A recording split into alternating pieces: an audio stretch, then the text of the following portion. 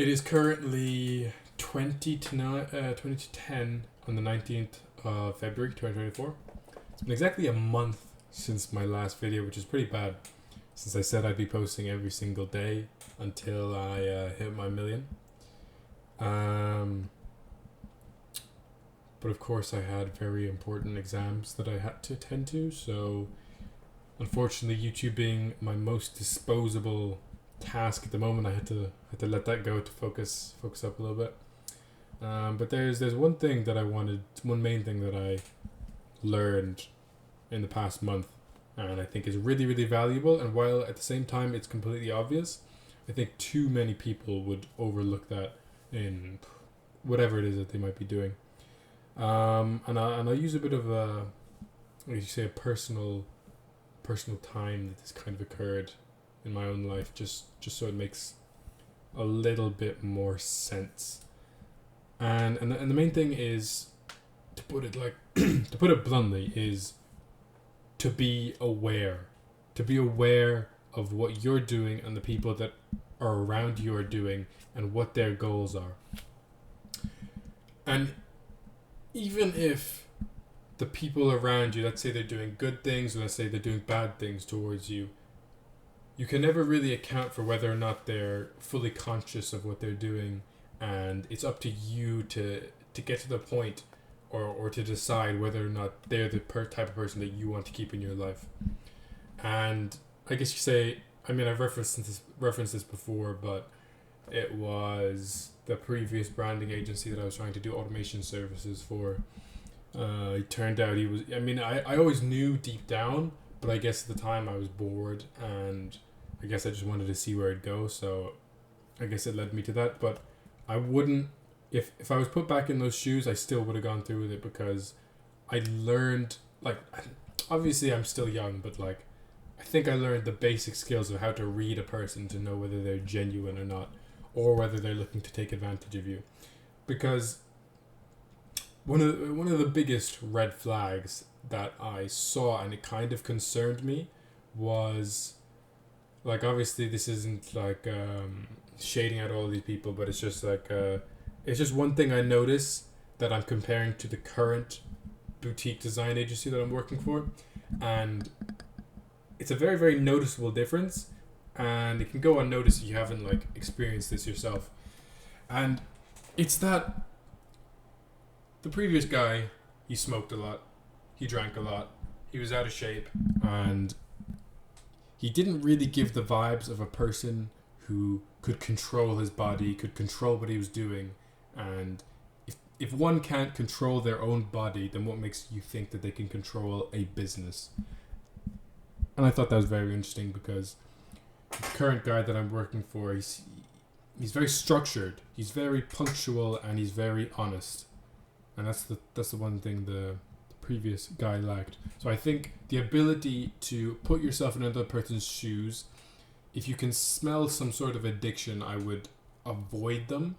No matter what the addiction might be, I would avoid them, because an addiction is basically something you cannot stop doing. And let's say that an addiction requires money, then you can do anything you can, take advantage of people or whatever to satisfy your urges, And I think that's very interesting and very important. But I'm going a little bit off track. You guys just want an update of what I've been doing. So, I've been working with this branding agency, the boutique design agency, and unfortunately I misread the amount of leads that we'd be getting through their Instagram.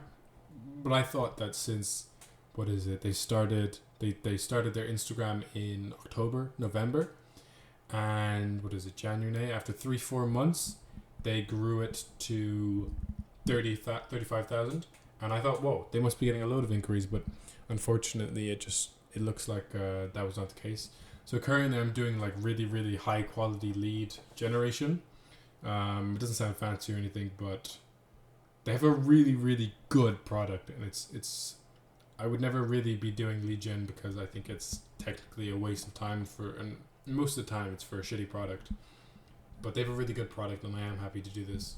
So it could be good, it could be bad, it might take up a lot of my time, it might be a waste of time, but it's all a good learning experience. So that's how that's been going, and actually I found somewhat of a problem that I'm trying to solve now. I'm not gonna say it, or might give the general, I don't know, area that it's in. But basically, I'm in school. People need to study. There's a study site that exists, but it lacks. I don't want to make another ChatGPT wrapper, but I think this one could actually be useful. Like, I was thinking of making it just for myself, and I realized after just asking around in general inquiries, the most popular site that people use, they use it, but there's an issue with it. They can only test themselves and they can't learn from it, which is something that could be helped with the use of ChatGPT. So that's what I've been thinking about building. So I'm hoping to get that done in the next month or two, and then see if I could get something going.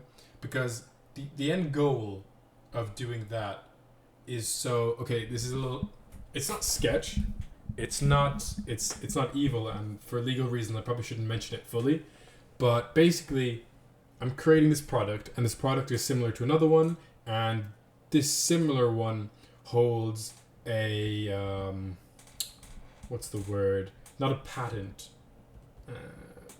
they hold a license over certain material, and I want to create a product that's really good, it gets loads of users, it's similar to their product, and when they realize that my product is building up, I'm going to flip the switch and see if I can join their company.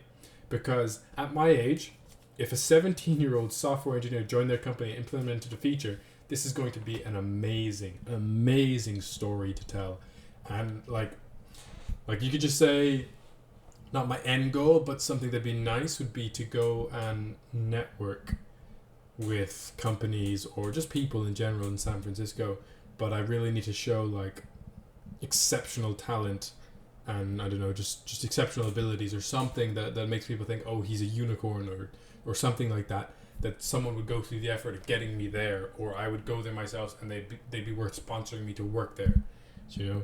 So I explained it poorly, and I'll go into depth a bit more in the future, but for now, just to keep myself safe, I think I'll just keep it this brief. Other than that, I don't think there's too much. Yeah, it's getting serious though. All those gurus you see online about remote sales and it being so easy and making so much money, it's all complete lies. All complete and utter lies. Started it now, it's not easy. Making money is never, ever gonna be easy. But yeah, that's the update for today. Hope you guys enjoyed it. If you have any comments that you'd like me to switch up my style, let me know. Probably won't listen to it, but thanks.